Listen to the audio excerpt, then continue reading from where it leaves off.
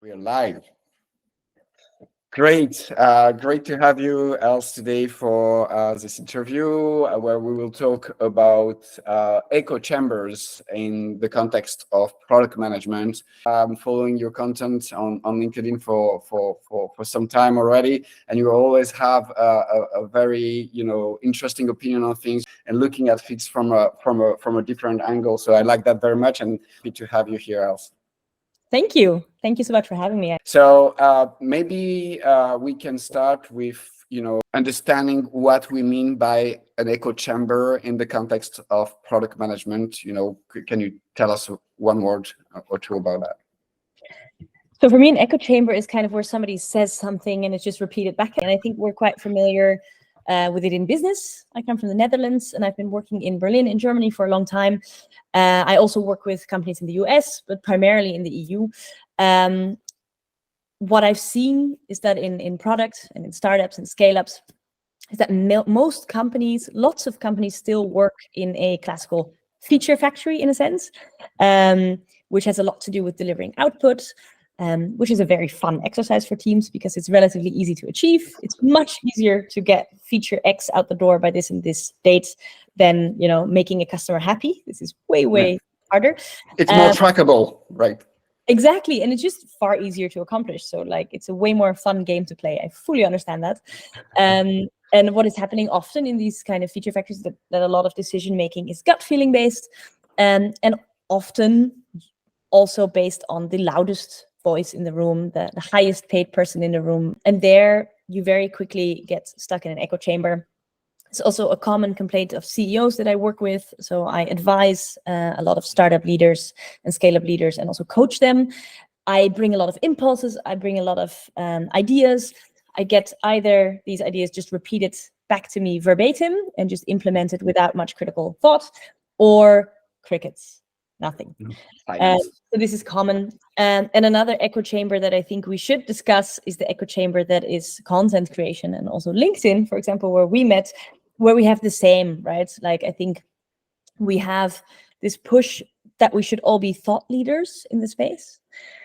We can't all be thought leaders in the space. It's kind of like defies a purpose. Too many votes. We can't all be thought leaders, right? It doesn't really work. I also do not really need to be a thought leader. I just, have some thoughts from time to time. But I think because there's this pressure, we get a lot of people who are tempted to, of course, echo words that somebody else has said. So I think, for example, I quite like Sean Ellis's thinking, Ben Williams's thinking, Maya Voya's thinking. There's a lot of thought leaders in the space, but I see a lot of people who read their books or read their stuff and is kind of repeating the same stuff. This becomes very much an echo chamber, especially people who haven't actually made experience with it. So they're just kind of using the terminology and saying, I'll do a North Star metric workshop with you, but don't actually have the experience to back it up. So echo chambers everywhere. Love that you pinpointed also the fact that, social networks and the way we also consume information today, it has a lot to do with echo chambers and the trap to fall into, just repeating some great truths you heard somewhere without even experiencing it by yourself, without, asking yourself about the specific context you are in. So that's great. Thank you for bringing that to light. So echo chambers, in the context of product management, could you share maybe one example of when you witness the negative effect of such an echo chamber in a company? Anything to illustrate this concept? I mean, I can give you 100 examples. It's a very common thing, right? It's also a very human thing. We are pack animals, right? So we want to be liked. We follow the leader, right? We succumb to a whole wealth of biases. So it's very easy to look at a charismatic leader and just repeat what they said. I have certainly been a victim of this, and I probably still am from time to time. I'm human. But let's go for a specific example. I think you talk a bit about PLG, have seen a bit of a PLG echo chamber happening since the term got coined actually quite recently in 2016. It's been a lot of PLG is our savior, right? This is gonna disrupt the industry. PLG is amazing because nobody likes to talk to people. Nobody wants to talk to a person ever. Everybody wants to just try things out for themselves. PLG is also amazing because you won't have any marketing costs anymore and no sales costs anymore. It's just going to be the product that drives everything. It's fantastic. I'm making it a bit more dramatic than it is. And there was a lack of nuance. At the same time, PLG went from being a disruptive factor, right? Like you're the only software tool that's offering a try before you buy kind of angle, to becoming table stakes for certain industries relatively quickly. And then the tone switched. It was like, you must adopt PLG or you are dead, which in some cases may have been true, but for sure not in all SaaS cases or in all B2B cases, or I disagree with that. So here we had a bit of an echo chamber of like, this is the trend, this is the hype. And at the same time, we had oversimplistic thinking about it, like thinking as in, oh, it will ensure profitability because we don't need marketing and sales. Well, we do. And also R&D gets a bit more expensive. It went from hype to being just a real growth or GTM motion with pitfalls, with pros, with contras that fit very well for some and not for everybody. And I've been a part of a company where we also said, oh, everybody has a free trial. I guess this is like 2017. Let's do it too. Right? So it was still quite new. Oh, cool. Everybody has a 2-week free trial. 2 weeks. What should we do in this trial? Well, what is that one? What is that competitor showing in the trial? Okay, cool. Let's do the same. Mimicking the whole thing. Doing that as a head of product on my own, basically, and seeing no success. Did not have a differentiated core value, which is the main issue of all of it, right? If you don't have a differentiated core value that you want to drive users toward, it's kind of the same problem that we've always had, is like lack of differentiation, but then in a new coat, because now it's like, okay, what do we show them in the free trial? You're saying basically PLG is just a different motion. It can apply or cannot. It's just also a different way to spend your budget, because the money won't maybe go to sales, but it will go somewhere else. You still need to invest on marketing, regardless of how powerful is your product. I like that very much. People are starting to back up a bit from this very strict view of, there is PLG, there is sales motion, and you need to go toward PLG. And there is some, more hybrid model starting to emerge in terms of PLG supported by sales, and how we make sales and PLG sales motions organizations and PLG work together. So we actually reach the best potential and the best customer experience, because it's also about that ultimately. Yeah. Not everyone wants to put their hands in it. Not everyone wants to connect stuff by themselves.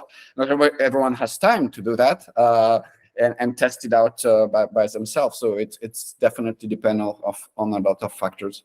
Yeah, exactly. I think any company that goes into a growth stage at some point combines PLG with SLG and even ABS on top, right? Move up markets, more happens. Like I know a few companies who combine it with other stuff, with other motions on top. Yeah, and if you go, chase some, I don't know, Fortune 500 customers, free trial, test it out. No, that's not going to cut it. So. And me, for example, as a consumer or as a user, I'm really tired now of PLG from time to time. Like I want to select a tool.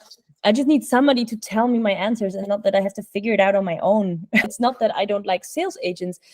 I just don't like bad sales agents.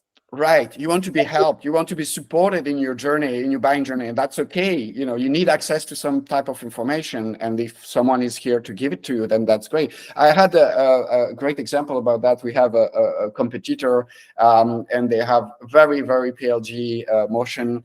So they almost don't talk to you.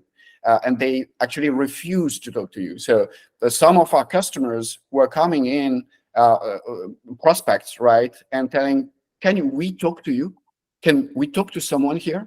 And we're like, yeah, for sure. Let's jump on a call. And the PLG motion stopped this competitor from doing anything else than just sending a recorded video and saying, figure it out, which didn't work for those customers and for those prospects. Yeah, so I'm certainly not saying that PLG is bad, right? And I think also for some companies that have a really simple product and are really targeting a market that really 80% of the time, 90% of the time, really just want to figure it out on their own, it's totally fine, right? But in many cases, you need humans on top. And from the company's perspective, I see a lot of companies who have only a PLG motion, they struggle to have enough touch point with the customers to learn how to create a great user experience. Because they all of a sudden need to build this amazing product that can carry everything, that can carry product and marketing and onboarding and support, all of that in the product. This is like a catch-22 because they can only do that by talking to their customers. They don't necessarily have these natural touch points that other companies do because they have a 30-minute demo sometimes, they have customer support. So this is very hard. I think these companies need to make up for it very hard in product discovery, which is sometimes harder to do because this is you reaching out to a customer and asking customer, could you please help me? Instead of a customer coming to you and saying the other way around, right? So yeah, so you're saying there are more interactions, right, in the sales motion and more communication per se with a user, so you have more chances to get the right information, so you can build then the PLG motion. So probably as an early stage or so, it's not always good to do only PLG because you cannot talk to anyone then, and you cannot just adjust things moving forward. They have this amazing spreadsheet tool. I love it. And the first year, they could easily have had people self-sign up. It was not an issue, but they had a demo button, like a 30-minute demo only for the first year, just to keep talking to users. And then after 1 year, they switched to the PLG modus. And I think that's quite smart. I'm just saying in this case, it worked. There is no secret recipe. There is no magic trick here. It's just about context, and you always need to ask yourself the question whether PLG is good for you and at which level and which intensity do you want to go in terms of PLG as well. Yeah. Great.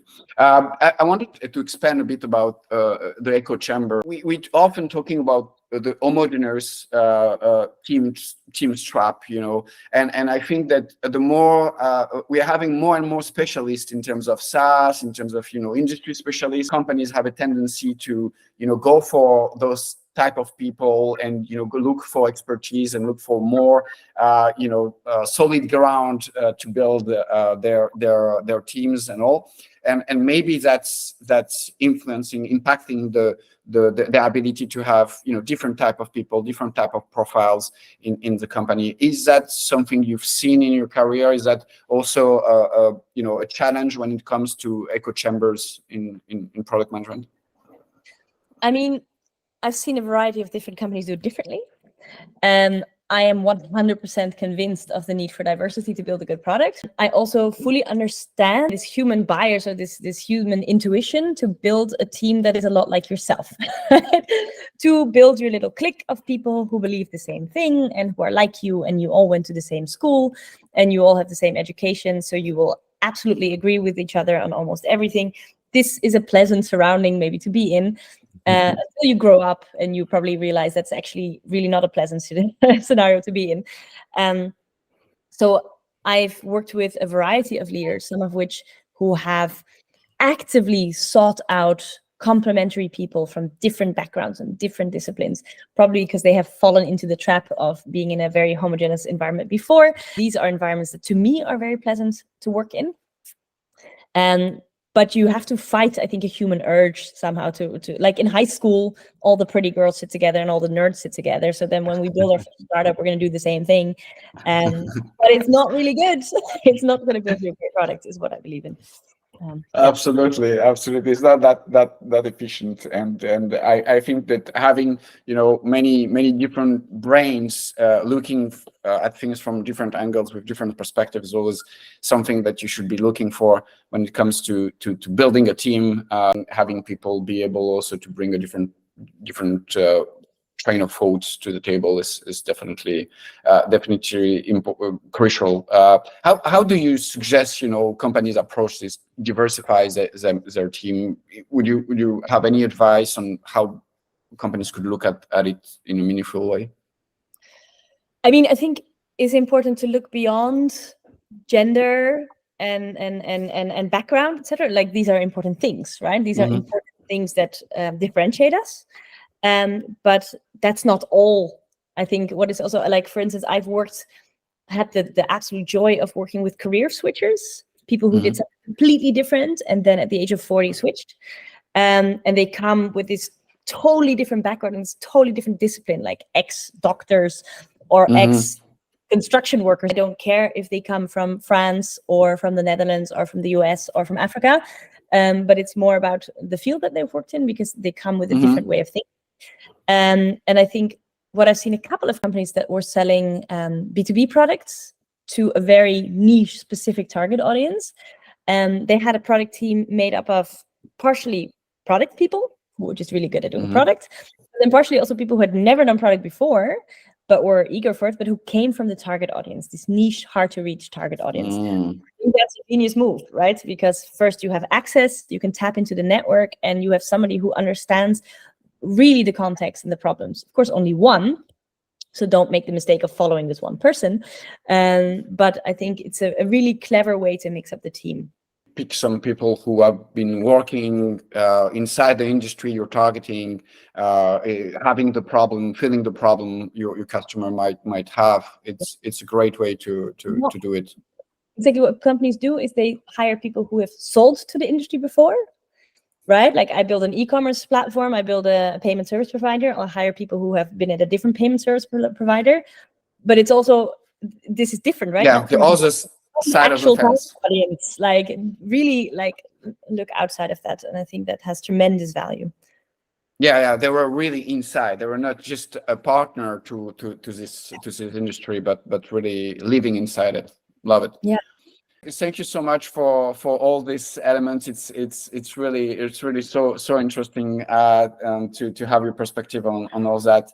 Outside of the homogeneous team trap, and we've seen how companies can diversify their team in a meaningful way, looking at not only culture but also background, industry, skills.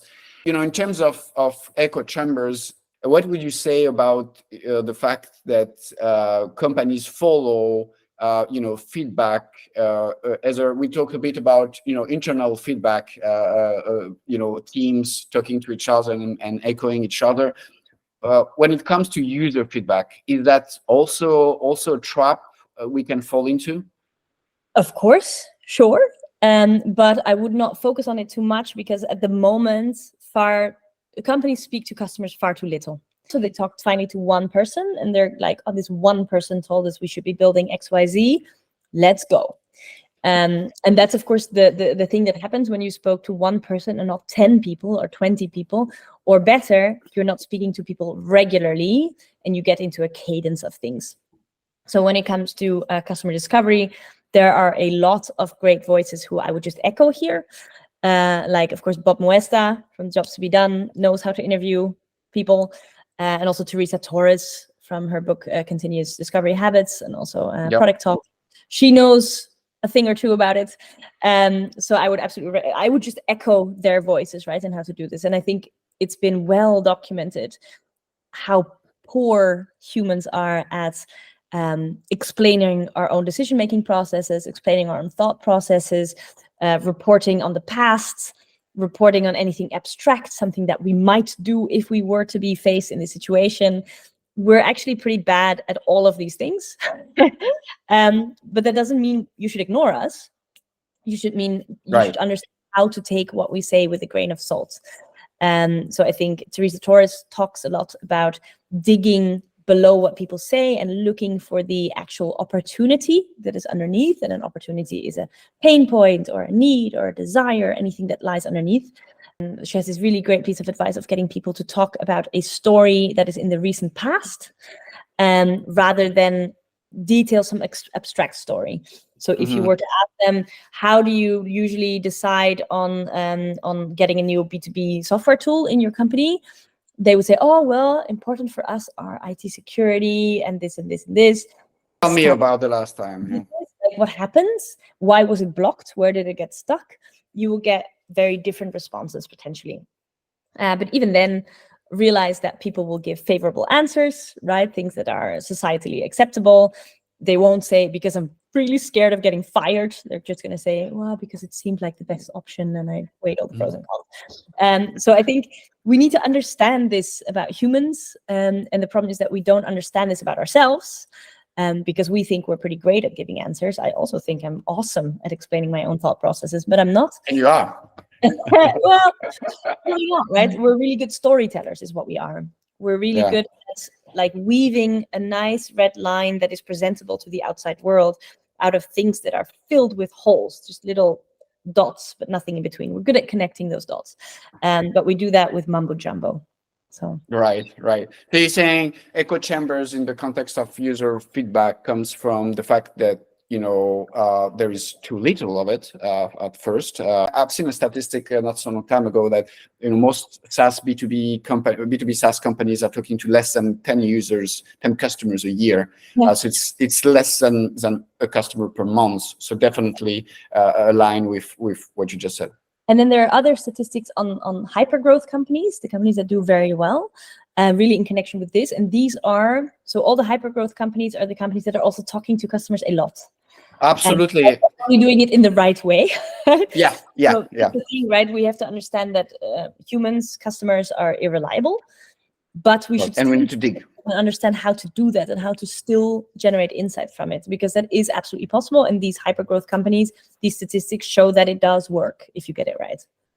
Yeah, right. Companies that have a good feedback system management, user feedback system management, and interviewing management have 35% chance of growing faster. It's important. It's big. We can touch about addressing current user needs with user feedback, with the way we look at things, going deeper into the problem and what we're solving for user. How would you balance addressing current user needs and kind of trying to anticipate potential user needs in the future? All this research innovation approach is crippled sometimes by an echo chamber as well. So how would you approach this? Yeah, I think this is an extremely difficult question. First, most companies already struggle to figure out what are the current user needs. We should be thinking about the question, what will their needs be in the future? But let's just get good at this first, right? Like, what do they need now? Because this is where, like, I work with a lot of SaaS companies. It's really, really hard to create differentiated value. But that is why we do business, right? We're here because we want to solve a problem or fulfill a need in a way that is better than anybody else. That is kind of our reason to exist. So this is very, very hard. So like, I like this idea of saying, okay, how can we predict the future, know where it goes, and sure, we should do that. But let's absolutely tackle building something that customers want now. To do that, I think there are plenty of frameworks, right, that are tools in my tool belt that sometimes work and sometimes don't. There's a lot of gut feeling and a lot of product sense, which I don't really know what that means, but I think it's down to a lot of gut feeling and a bit of experience. I think key is, of course, not jumping when customers say jump and looking for opportunities underneath. Maybe as like niching down, like none of this is original thought, but it has absolutely worked for me. And also on the other side, I've worked with companies who were afraid of niching down because of this idea that we'll have to say no to customer. Our product could work for anyone, right? Like, why on earth would we limit ourselves if our product is great for like all of these people? Well, because they don't understand it. It's too vague, it's too bloated, it doesn't make sense. And I found that niching down often helps to really say, okay, it's for you, this group of people with this specific job in this specific context with this specific pain point potentially, and really put in a lot of legwork in understanding them and keeping that scope small at first, so that there is one untapped need, one unmet need that you can address. And if you want to look at the future, you can either stick with this target audience and understand, okay, what else do they need in their process, right? Like an outcome-driven innovation, ODI, does this through creation of a job map. I think jobs to be done as well. So really outlining all the steps to go through and seeing, okay, which other things can we address? So these are all tactics that can work. But besides frameworks, the point is just to understand, who do you want to serve? Who is it for? And how can you figure out what it is they need in their context right now, tomorrow, that they're not getting properly yet.